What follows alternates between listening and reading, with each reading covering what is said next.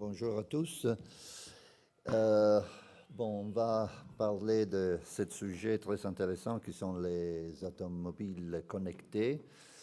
Euh, il y a des aspects de régulation et puis la sécurité et puis la protection des données. Lorsqu'on n'a pas beaucoup de temps, alors la première chose à dire, c'est que, si vous connaissez ce sujet, il y a des différents niveaux d'automation de niveau 1 à niveau 5. Niveau 5, c'est l'automobile qui est complètement indépendante. Et puis le 4, c'est l'automobile qui est indépendante, mais l'homme peut intervenir, et comme ça. La chose que c'est très intéressante, c'est que la technologie de cette voiture existe déjà. Si vous pensez à les nouvelles voitures qui sont en commerce maintenant, presque toute la technologie déjà existe, mais la voiture autonome n'existe pas comme ça. Il n'y a pas encore de voiture autonome. Alors, l'autre chose, c'est que la technologie continue à changer, à améliorer. Aujourd'hui, on a une chose qui s'appelle C2C, Car-to-Car Communication. C'est quelque chose qui n'avait pas 2 années derrière. Et chaque jour, la technologie va changer. Comme ça, la tâche des juristes, c'est très difficile parce qu'on ne peut qu'imaginer ce que va venir. Et quels sont les problèmes juridiques. Mais je crois que les premiers problèmes juridiques, c'est les suivants. Aujourd'hui, la voiture, c'est quelque chose de mécanique. Même s'il y a beaucoup de technologies, comme je disais, c'est quelque chose de mécanique. Demain, ce sera un mélange entre la part mécanique et la part digitale.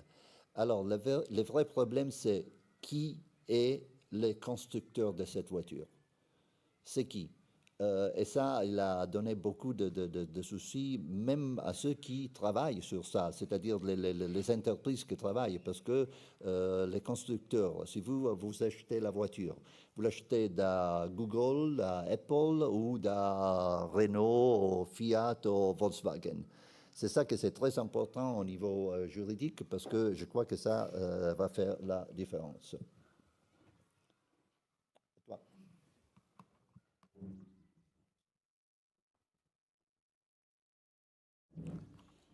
Bonjour, je suis Daniel Preskel de Lexing, Angleterre. Je vais continuer avec cette présentation. La dernière fois que j'ai donné une présentation sur les automobiles autonomes, on a eu la première piétonne qui s'est décédée pendant la présentation. Donc si ça arrive cette fois, ce sera la dernière fois que je présente sur ce sujet. On espère.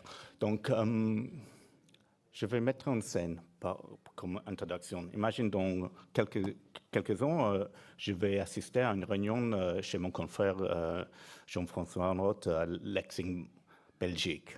Donc, je vais dans ma voiture autonome et je décide d'amener mon fils adolescent. Il me demande toujours comme cadeau une voiture autonome. Il a 9 ans maintenant. Il a raison. Donc, on est là. En Belgique, il fait gris. J'ai vécu en Belgique, il fait gris. Il a vu à la télé qu'il y a le festival de films en Cannes. Pendant la nuit, il décide d'entrer dans la voiture et il met dans le GPS Festival de films Cannes. Allez. Il part pendant la nuit. Et ça commence à rouler à 70 km/h et ça va prendre du temps. Donc, il fait avec ce logiciel et il fait des changements et il arrive à conduire à 180 km/h. Il entre dans le territoire français et la police française a un problème parce qu'elle chasse, mais lui, il écoute la musique parce qu'il n'est pas obligé de conduire, il ne sait pas même conduire. Et il a mis Cannes, et qu'est-ce que la police va faire? Ils ne peuvent pas s'arrêter, il ne sait pas arrêter la voiture, même s'il regarde la police. Donc ça, on voit que c'est déjà un problème pour la police, le transport. Donc je vais commencer qui va contrôler par les autorités, les véhicules autonomes.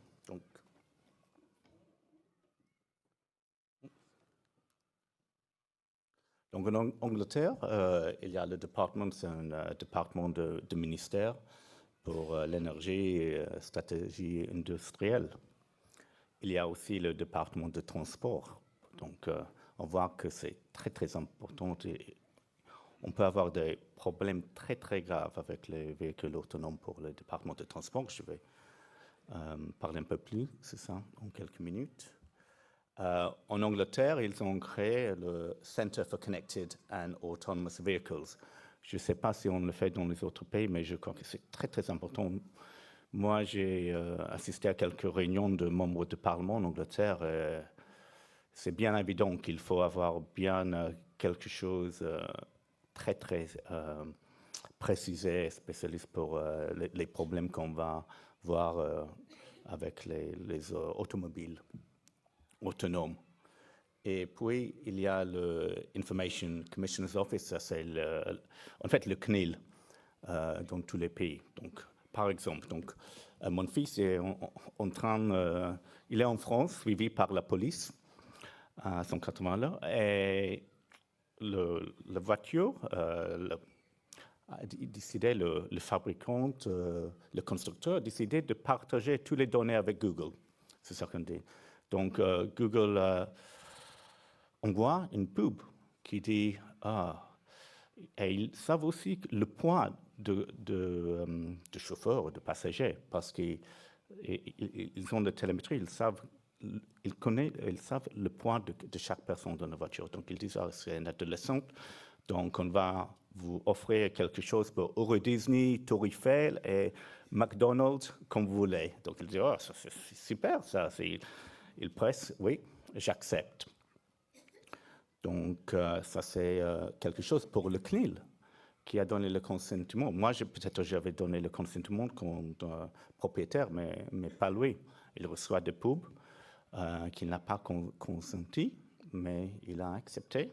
Et lui, il va vers Euro Disney et Tour Eiffel. Oui, j'ai dit, il y a le Ofcom, c'est l'équivalent de ARCEP, l'autorité de régulation de communication.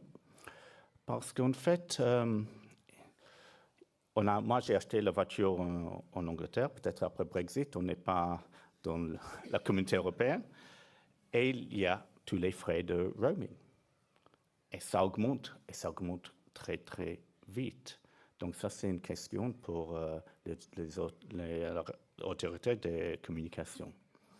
En fait, lundi, j'ai parlé avec un avocat de Finlande qui m'a dit qu'il y avait une Finlandaise qui est allée en vacances avec son Tesla. Il a reçu une facture pour 14 000 € juste pour le roaming. C'est incroyable, ça. Donc, oui. En fait, il a protesté et on a envoyé, c'est arrivé jusqu'à Elon Musk. Et Elon Musk, sa réaction était comme c'est possible que quelqu'un prenne un mois de vacances. Mais on va voir. Mais oui, c'est quelque chose, comme on dit. Mais on voit que c'est un problème de régulation de communication. Et aussi, en fait, les fabricants, les constructeurs des automobiles doivent être peut-être licenciés. Avoir une licence, excuse-moi, licence. Ça c'est autre chose, mais peut-être une notification vers ARCEP. Je parlais avec un régulateur en Espagne, et en Espagne, il faut notifier qu'on est un fournisseur de services de communication, comme en France, Italie aussi. Donc, ça c'est une question pour tous les fabricants de voitures connectées au futur, s'ils doivent avoir une notification de licence par la réglementation de télécom. Puis, j'ai écrit GCHQ, ça c'est les services secrets de sécurité.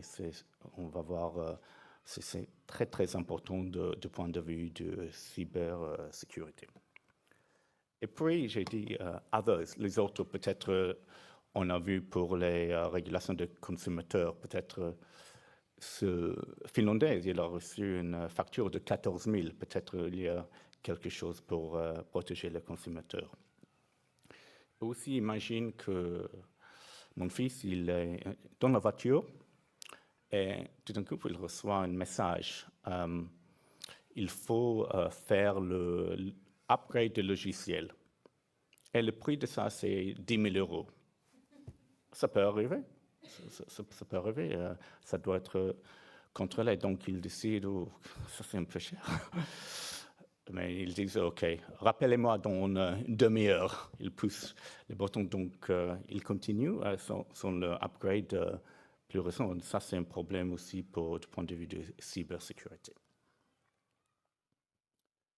Donc, là, j'avais dit, j'ai déjà parlé, si les fabricants de voitures doivent avoir une licence de télécom, je ne vais pas me répéter, mais c'est en fait, c'est très délicat. En Angleterre, c'est plus simple parce qu'on n'est pas obligé de faire une notification vers Ofcom, mais en Europe, la plupart des pays, il faut avoir ces notifications.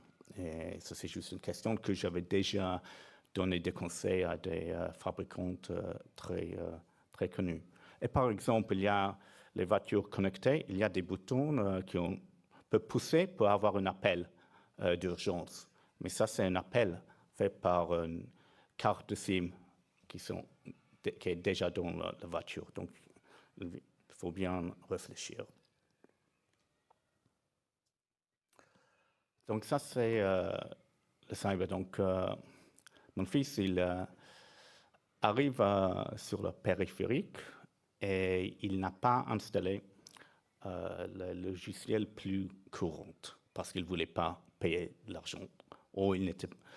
Donc là, la voiture est exposée à des armées de terroristes pour le cyber hacking. Donc ça, c'est un problème.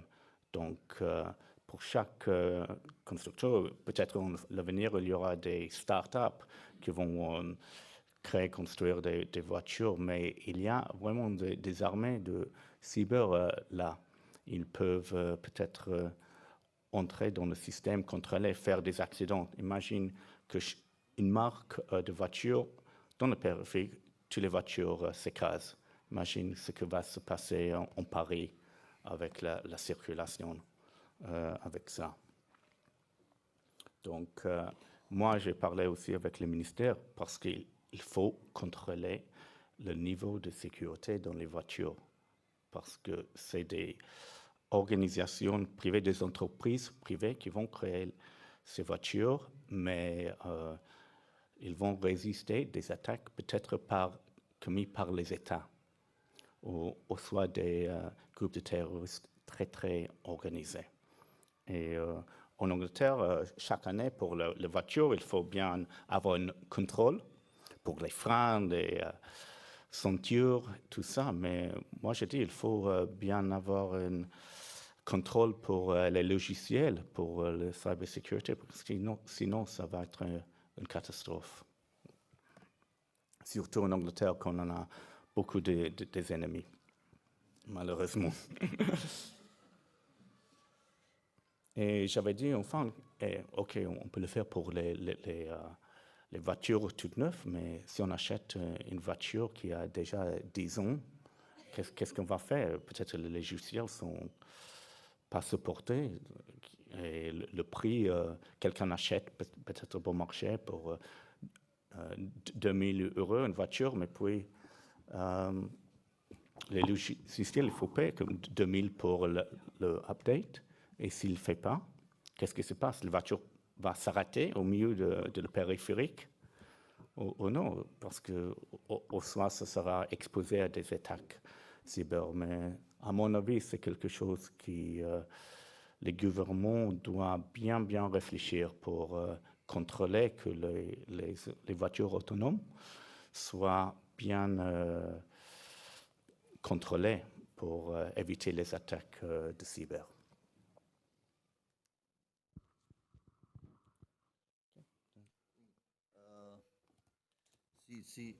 Si on parle un peu plus des problèmes de sécurité, alors d'abord, il y a un problème de sécurité avec la voiture. Nous allons ouvrir la voiture? Aujourd'hui, il y a une télécommande, demain, il sera avec notre smartphone et avec ça, on peut pousser notre code, taper notre code et on peut partir. Et là, c'est le premier problème de sécurité. Et puis, les problèmes de sécurité, c'est ce qui va passer sur les réseaux. Parce qu'il y en a les produits, c'est-à-dire la voiture, et puis on a aussi les réseaux. Les réseaux, c'est le réseau que c'est naturel et c'est indispensable pour fonctionner la voiture. Parce qu'ils doivent envoyer des données et recevoir des données pour savoir qu'est-ce que sont les conditions du trafic, les conditions routières et tout ça. Alors, qu'est-ce que c'est les niveaux de sécurité de ce réseau? Mais surtout, qui va à faire l'homologation et à décider quels sont les standards de sécurité les produits et de le réseau? Si vous regardez les conditions de l'homologation des voitures aujourd'hui, il y a un traité international parce que ce sont des choses qui sont tout à fait internationales et sont toutes des choses qui sont les résultats de la coopération internationale. Il y a des standards pour n'importe quelle part de la voiture. C'est incroyable.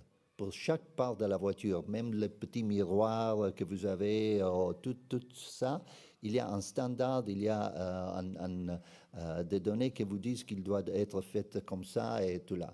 Alors, qui va faire ces travaux pour les networks, pour les réseaux, pour les softwares et pour ça? Quand on va amener notre voiture pour les services, quand vous allez en mécanique pour votre voiture, vous connaissez la situation du mec. Est-ce que ça, c'est le niveau de sécurité que vous pensez peut-être c'est nécessaire pour ce produit? Et toutes ces données, ils vont à terminer où? C'est qui, qu'est-ce qu'on appelle le data controller? C'est qui va à traiter ces données, à faire le processus de ces données? C'est qui les propriétaires de cette donnée? Ça, c'est la question la plus importante. C'est une question qui c'est déjà présentée. Parce que avec Denis, on n'avait pas parlé, mais on a touché les mêmes points. Tout le monde sache, mais surtout en Italie, qu'entre Fiat et Google, on a passé une grande bataille pour décider qui étaient les propriétaires des données de l'utilisation des voitures. Ça, c'est la chose que c'est plus important, parce que les propriétaires, c'est qui va décider aussi la compétence juridique. Parce que si le propriétaire et le contrôleur, c'est en Europe, il y a quelque chose, il y a des conséquences très évidentes. Si le propriétaire, ce n'est pas en Europe, c'est dans les États-Unis, c'est-à-dire dans un pays qui est hors de l'Union européenne, les conséquences sont très importantes. Et la réponse, comme je disais, va à déterminer qui est la loi applicable et qui sont juridiquement la compétence et les autorités qui sont compétentes sur ce sujet, que c'est très important. Et le sujet qu'on doit toucher maintenant, c'est la protection des données. Parce que dans la sécurité de la voiture, de réseau et tout ça, on passe immédiatement à la protection des données. Danny?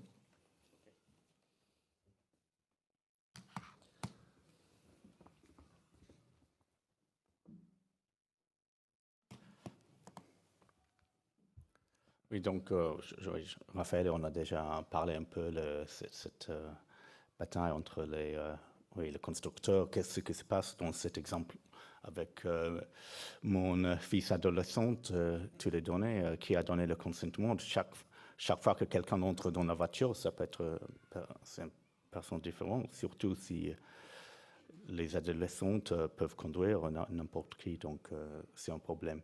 Mais en fait, j'ai voulu aussi juste toucher un autre sujet. Donc, imagine qu'il y a cette attaque de cyber, donc la voiture va s'écraser. Il y a quelques semaines, j'avais parlé avec un ingénieur de logiciel. Il m'a dit que c'est vrai que j'ai lu qu'il décide de qui la voiture va, quand elle va s'écraser, avec qui, le cible, en priorité des gens plus vieux, les enfants, tout ça. Donc, et ça peut changer, mais c'est des questions morales. Donc, et ça peut peut-être changer entre pays. J'imagine, je lui ai demandé en Angleterre si le premier cible, c'est les avocats ou les politiciens. Mais j'imagine peut-être en Angleterre, c'est les avocats, les politiciens, peut-être les petits-enfants, parce que ça fait moins de dégâts pour les voitures. Après, peut-être les gens plus âgés, peut-être après les chats, après les chiens. Et en dernière place qu'il faut protéger le plus, c'est les chevaux en Angleterre. Mais ça, peut-être ça change. Peut-être en France, ils décident non, c'est pas vrai qu'on protège les chevaux plus que les petits-enfants. Qu'est-ce que vous faites les Anglais? Mais c'est juste pour voir qu'il y a des autres autorités et des règles à suivre. Et ça peut aussi donner... ça change. Peut-être c'est les constructeurs, ils sont... comment on dit, ils ne suivent pas, ils sont, la loi, ça doit être différent, le cible doit être différent, mais ils mettent le cible dans l'intelligence artificielle de voiture, en point d'ordre. Moi, j'étais étonné parce que j'ai lu ça, mais j'ai juste voulu dire que j'avais parlé avec un ingénieur, il m'a réussi, c'est vraiment comme ça, c'est très difficile pour vous, c'est quelque chose que je crois que les politiciens doivent régler.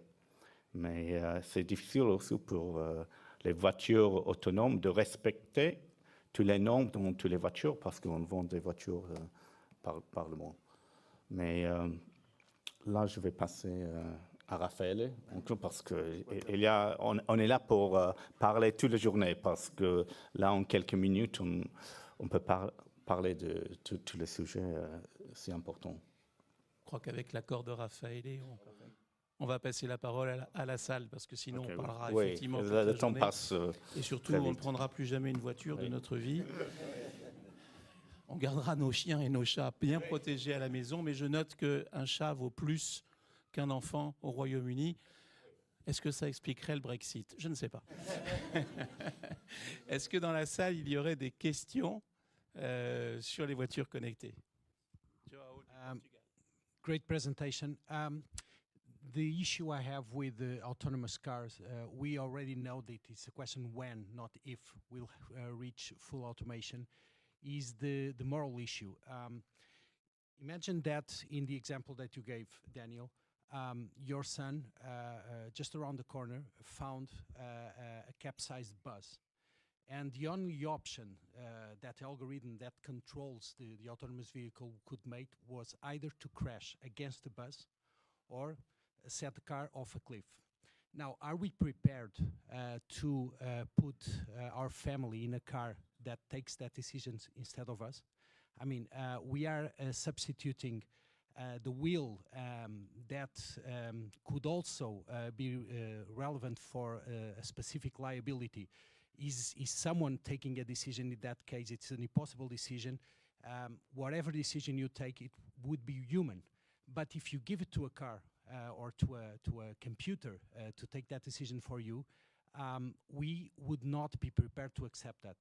And that's the biggest issue that I think we might need to overcome in respect of autonomous car. I don't know if you have any light to shed on this moral issue. I don't know if, is it working? Okay. The question you have asked, Joao, is the question that everybody asks. The answer to me does not exist, in that it is the same answer for all of us. If we allow a car to make a decision, we object to the fact that an object will make a decision for us. But if I was in that same situation, or if you were in that same situation, you would have to take, a human would have to take exactly the same decision. So there is no way to answer, because I don't know what I would do in that situation. I would probably try to save the life of my family and my own life. And probably this is what everybody would do. The 2 years ago, excuse me, the German government asked for a survey and a study on the ethical implication of autonomous cars, and the result was there is no way that a machine could decide on the life of other people. Therefore, no such instructions should be given to the car in order to decide whether to kill 1 or to kill 10. But then that means there is no decision, basically. So it's almost an impossible kind of thing. The only way out that so far government and academia or whoever has studied this has found out is to say, well, let's have a possibility for human intervention in specific situation, which I don't know whether it's the right decision to do, because again, it would put a man instead of a machine in that same situation. Yeah. As I was saying, I mean, it was really interesting to actually speak to a software engineer of autonomous cars who's actually doing it. He doesn't have the guidance from legislation to help, but he is actually making, despite the German decision, they have to make that programming decision. Now, I think it will be very influenced, and I didn't have time in the short presentation to say the influence of the insurance companies. They are driving the legislation, the move for legislation in the UK, because that car is insured. If it goes off the cliff, it only has to pay maybe for the death of one person. Maybe they will say it's not excluded. And a car, if it crashes into the bus and kills 30 people, that's a big expense for the insurance company. So, you know, they have a lot of influence on this. But there's also other, you know, on a general point of view, on insurance. Does insurance cover when, you know, my teenager takes the car, the insurance company will say he's not insured. I would expect the car manufacturer to put enough security in the car to make sure that my teenager couldn't take it. But the reality is teenagers are very computer literate. They can do it, but the insurance suddenly doesn't cover.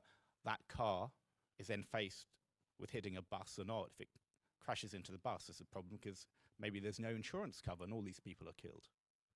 But so in the UK, we are seeing the insurance companies taking the lead on these issues. And in some ways, that's a good thing because they have the money and they have a lot at stake on a big, and we do need legislation and form, and it's got to go on, you know, hopefully on a pan-European basis at least, to address these issues. And I think it will take someone like the insurance industry to at least get some, you know, regulation which applies across multiple countries. Merci beaucoup pour ces réponses. Thank you for those answers.